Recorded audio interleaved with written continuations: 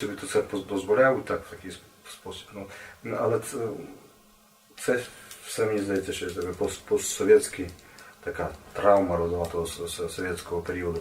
До речі, Україна, думаю, що це одна із таких фундаментальних причин, то, що так тепер в Україні є, що в Совєтському Союзі як було, ідеологія сама, да. Люди, гуманізм теж потім під кінець виявлявся досить такі речі, що цілий світ тепер не витягне на те, щоб якійсь сироті дати хижу роботу, спати деколи вженився на тобі дитині, правда? В Європі такого нема ніде. А було, да? Тобто, це такі речі, котрі сирота став, наприклад, академіком. Да? Навіть стане попробує в Франції, да? Сирота стане академіком десь там чи в Штатах. В прольоті буде там десь на шахтах робити дотепер. А це могло бути. Але сама ідеологія соціалістична була до того, що просто людина це є зеро, то є ніхто. Що думає конкретно людина, що вона переживає, що вона вважає, то не рахується.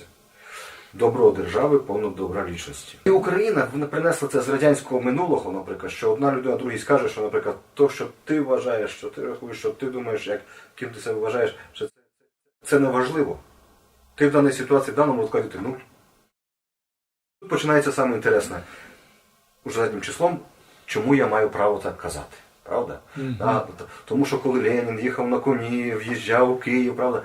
Що Ленін має до вас і чому хтось може, наприклад, вас дискваліфікувати по правам, наприклад, що ви так вважаєте, ви на цій бесідуєте, да? То ніч того немає. Крім того, ми тут, ви самі згадали, що в Закарпаття, коли в 45-му війська вийшли, правда? Чомусь, коли комуністична армія там в тому 20-му чи 19-му році війшла в Київ, це день траура.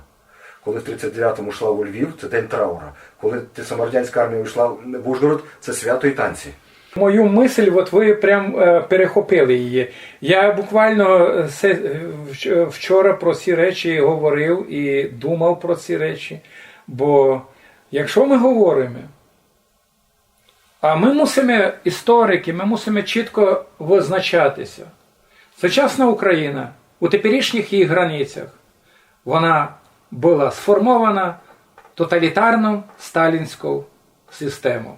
Це тоталітарний сталінізм гнав на війну своїх вояків, яких вони тримали як зеро, для того, щоб вони анексували інші території. Це він гнав сюди тисячі і тисячі ідеологів, щоб вони доказували місному населенню, що ти не такий, який ти є, а ти другий, і забудь про свою історію. От у тебе є історія совєтська, так? І тобі буде тут ліпше жити. І коли ми низько аналізуємо, так ми маємо право про ці речі говорити правду. Приміром, абсолютно. Я дискутував з українськими ужгородськими істориками. Вони вшитки роблять в Ужгородському університеті. Вони до теперішнього часу, коли вони пишуть за історію України, у них чомусь визволення Закарпаття з радянською армією. Так, перший етап – це було визволення, видавлення нацистів з нашої території. Які там були німецькі нацисти, мадярські нацисти. Але другий етап – ви забули вернутися домів. Ви забули, що війна ся скончила. І нам говорять, це факт, це свято. Так, я знаю ту ейфорію. Візьміть наших художників подкарпатських, які картини вони робили в 50-ті роки. На них ви будете бачити, як люди щасливі, з цвітами зустрічають совєтську армаду. Це все так було? Не все так було. Це то, що є на тій картинці, є правда, то є півправди.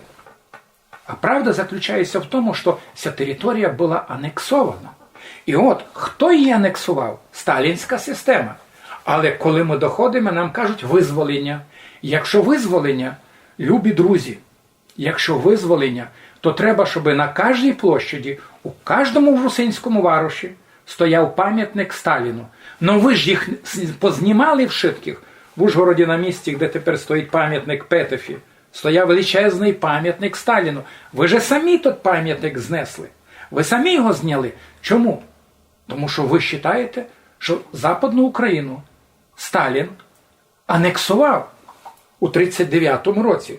Так, ціла Європа, цілий світ знає, що то є так званий Ріббентроп-Молотова пакт, для котрого дві держави, яструби, дві держави-анексанти розділили між собою лінії.